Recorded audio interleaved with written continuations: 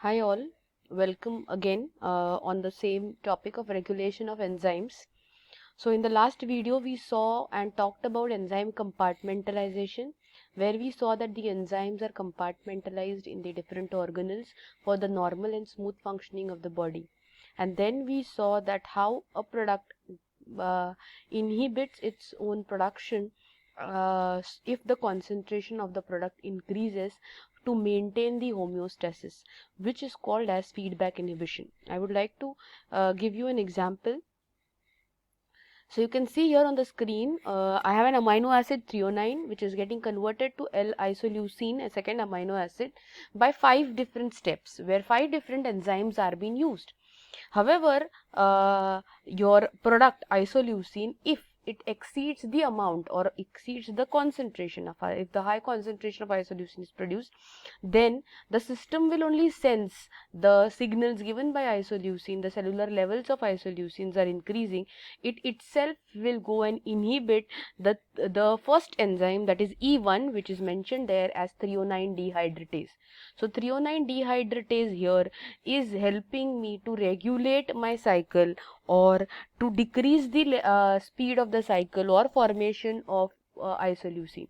So it was increasing the isoleucine production. If the isoleucine goes and binds to the allosteric side of threonine and inhibits it, the cross sign indicates inhibition, then it gets inhibited and ultimately I will not have E2, E3, E3, E4, E5 acting, because I will not have VCD formed, and ultimately the isoleucine formation will also decrease. And because the threonine dehydratase is used for regulation, it is called as a regulatory enzyme. A very important term. What is a regulatory enzyme? Regulatory enzyme is the first enzyme in the system which helps in regulation of the entire cycle. Okay, so this was all about feedback inhibition, which I talked about. Coming to the next slide is a very important thing to know, that we have seen in enzymes introduction that all enzymes are proteins. So they are synthesized from the proteins and ultimately they are being coming from the genes.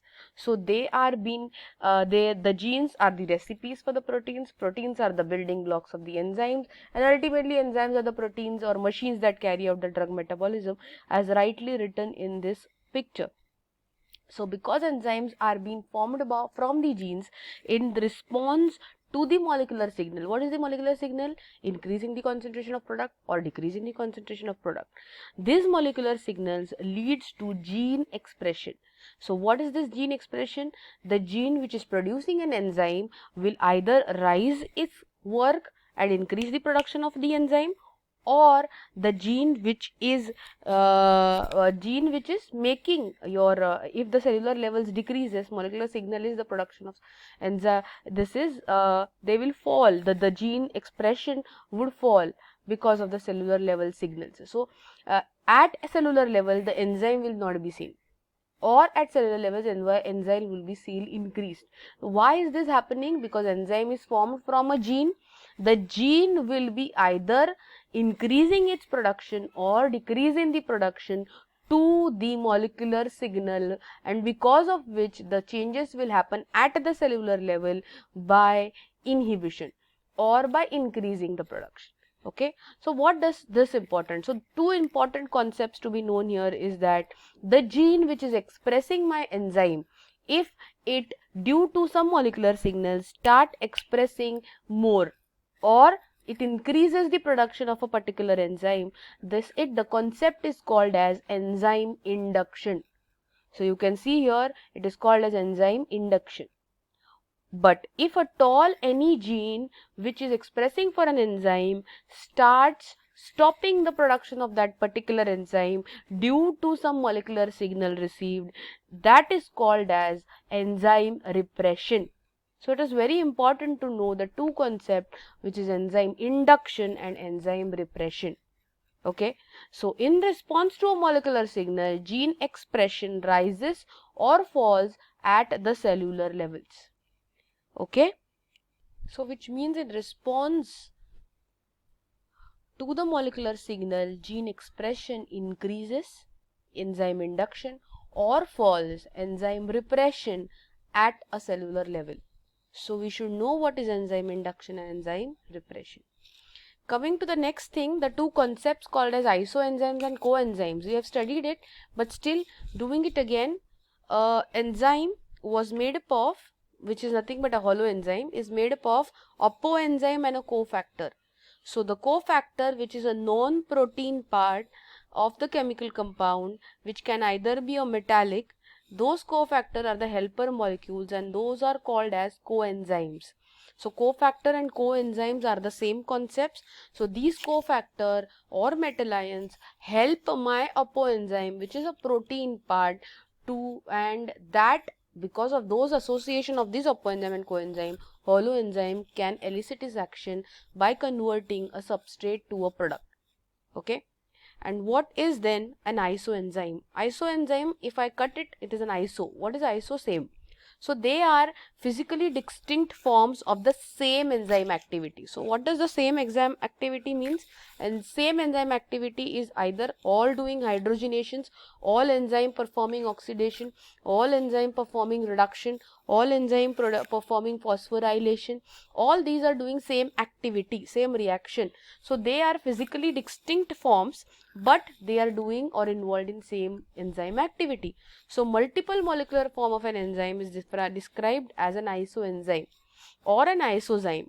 They are synthesized from various tissues. They have given an example, lactate dehydrogenase. This lactate dehydrogenase involved in dehydrogenation reaction occurs in 5 different forms, and the study of these isoenzymes is useful when I talk about different diseases of different organs. So all different organs will have different places where dehydrogenation is taking place, but those would be different lactate dehydrogenase only, but a different isoenzyme of it.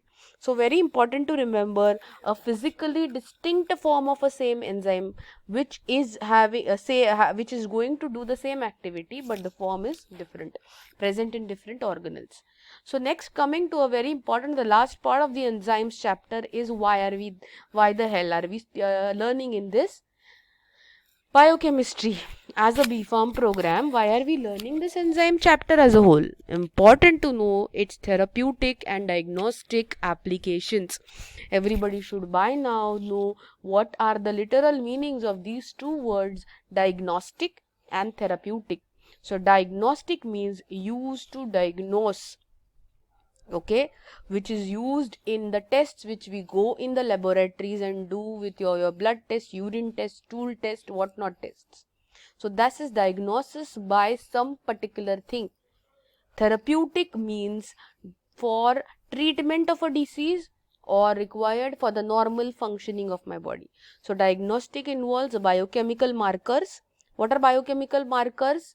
जिसके वजह से मुझे समझता है, जिस molecule के वजह से मुझे समझता है मेरा किडनी काम नहीं कर रहा है, या फिर मेरा हार्ट काम नहीं कर रहा है, या फिर मेरा लिवर फेल हो रहा है. So I know all this not by looking at the person, okay, wow, this person has a liver failure or it has a kidney failure. Not possible.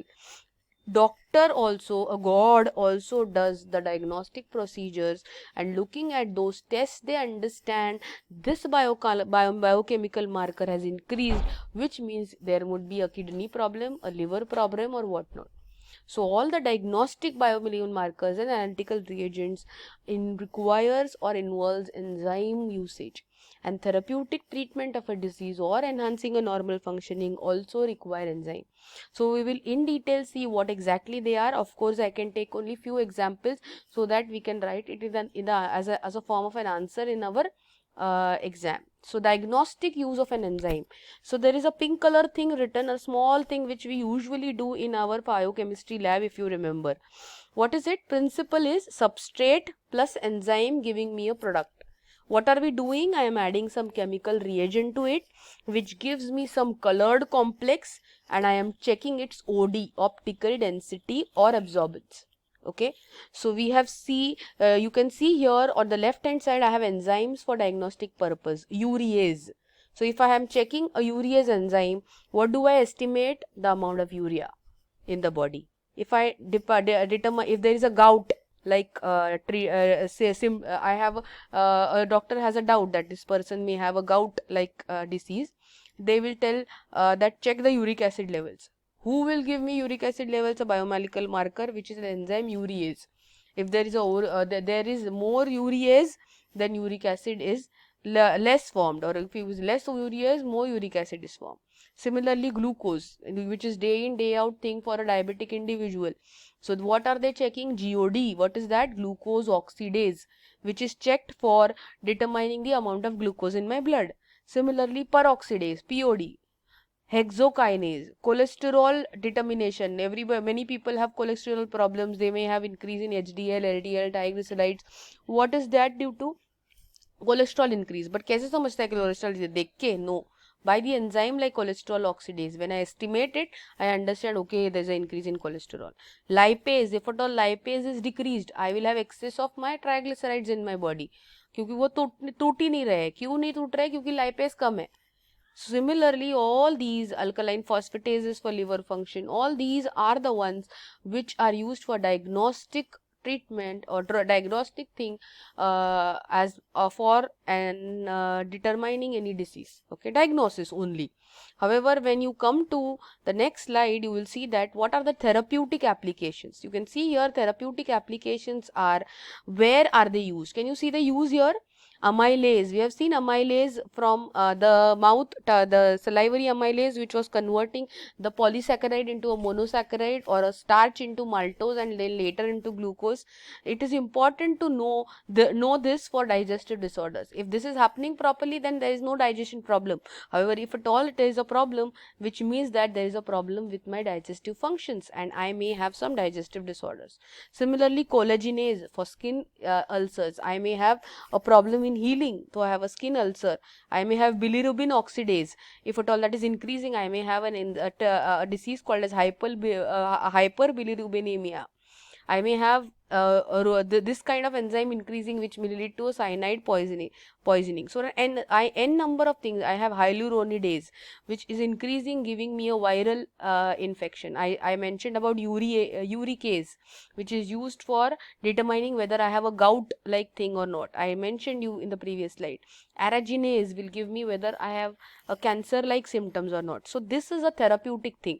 Due to enzyme, I am able to know what is why I am doing the diagnostic test, and because of that diagnostic test, which is giving me an increase or decrease, I will be able to determine which disease may be the one which is requiring treatment for a particular individual.